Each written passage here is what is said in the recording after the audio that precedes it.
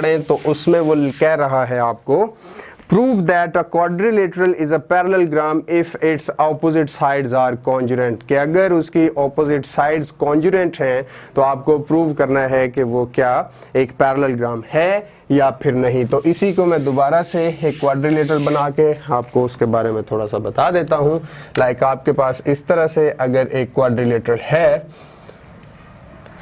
A से B and then C to D, ये एक क्वाड्रिलेटरल है जो उन्होंने आपको खुद ही बताया, और इसके अंदर गिवन वो ये है, आपको कह चुका है कि इसकी ऑपोजिट साइड्स क्या है, कॉन्जुरेंट है। उसका मतलब ये हुआ कि AC के इक्वल कौन सी है, BD, और CD के इक्वल कौन सी है, AB। क्यों?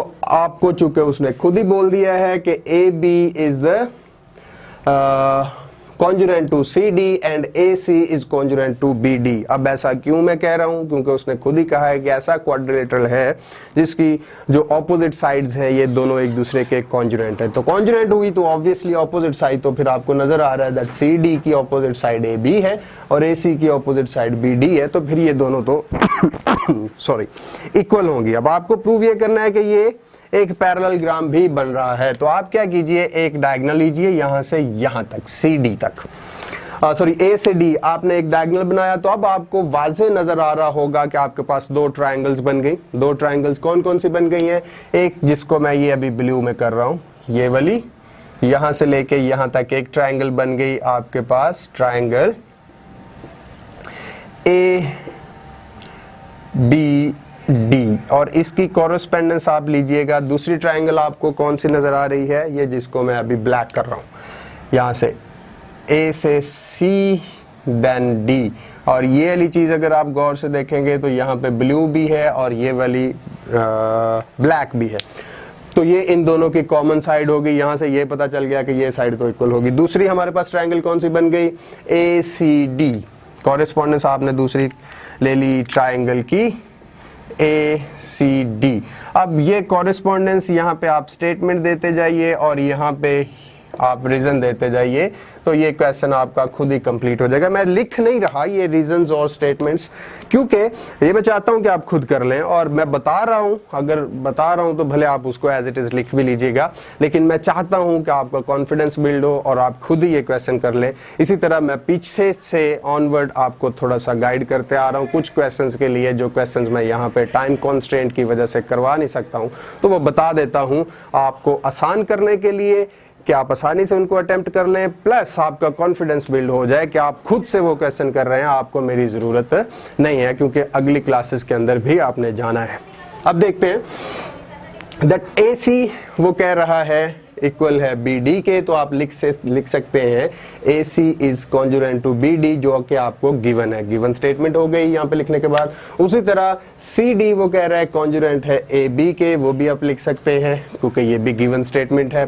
तीसरी, आपको अब दो साइड्स इक्वल प्रूव कर चुके हैं, अगर एक साइड या फिर एक एंगल आपको और मिल जाता है तो आप आसानी से वो पोस्टुलेट यूज कर सकते हैं, साइड साइड साइड या फिर साइड साइड एंगल का, तो ये प्रूव हो जाएंगी। तो देखिए, तो आपके पास A से D तक जो है ये वाली साइड आपके पास ACD ट्रायंगल में भी यूज हो रही है और ABD में भी यूज हो रही है, तो आप लिख सकते हैं फिर AD is equals to AD, जो कि आपकी कॉमन साइड है, उसकी रीजन आ जाएगी कॉमन। हेंस आप लिख सकते हैं that ABD is congruent to ACD।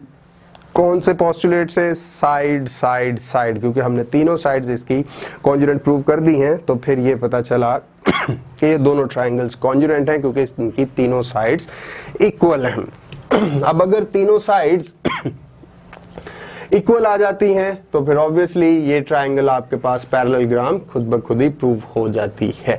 क्यों? क्योंकि जो आपके पास ट्रायंगल की, अगर दो ट्रायंगल्स कॉन्जुरेंट प्रूव हो जाते हैं तो फिर उनके जो एंगल्स होते हैं, कॉरेस्पॉन्डिंग एंगल्स, वो भी ऑटोमेटिकली इक्वल प्रूव हो जाते हैं। तो देखिए, आपके पास एंगल C का जो कॉरेस्पॉन्डिंग एंगल होगा, जो वो होगा एंगल बी। तो एंगल बी और एंगल सी दोनों इक्वल प्रूव हो गए। और फिर ये रह गया आपके पास यहां से एक एंगल जो बन रहा होगा, लाइक यहां से तो ये तो आप प्रूव कर चुके हैं, angle 1 is equals to angle 2। Reason ये देंगे because corresponding angles of congruent triangles are equal. और दूसरा आपको ये पता चला कि ये वाला जो एंगल है यहां से यहां तक एंगल 3 ये इक्वल है एंगल 4 के, और ये वाला जो एंगल अभी मैं बना रहा हूं एंगल 5 ये इक्वल होगा एंगल 6 के। तो यहां से आप लिख सकते हैं एंगल 3 + 5 इक्वल्स टू एंगल 6 + 4, या फिर ये लिख सकते हैं that angle A is equals to angle D. और ये आपके पास अगर ऑपोजिट एंगल्स इक्वल आ जाएं और उनकी कॉरेस्पॉन्डिंग साइड जो ऑपोजिट साइड्स हैं वो भी अगर इक्वल आ जाएं तो वो इटसेल्फ वो ट्राइंगल क्वाड्रिलेटरल पैरेललोग्राम प्रूफ हो जाती है। तो ये आपका क्वेश्चन था। होप कि आपको ये भी समझ आ गया होगा, और इस तरह अगर आपको इसमें भी प्रॉब्लम आ रही हो तो आप हमें वो भी ज़रूर इन्फॉर्म कीजिएगा। मैं एक चीज़ और आपको बताना चाहता हूँ, आपकी वो वीडियो भी जल्द ही हम अपलोड करने वाले हैं जिसके अंदर आप लोगों ने हमें कुछ प्रॉब्लम्स अपनी शेयर की हुई हैं कि कुछ एक्सरसाइजेज के अंदर पिछले चैप्टर्स में से कुछ क्वेश्चंस आप लोगों को तंग कर रहे थे, तो हम इंशाल्लाह वो भी जल्दी अपलोड करने वाले हैं। Thank you.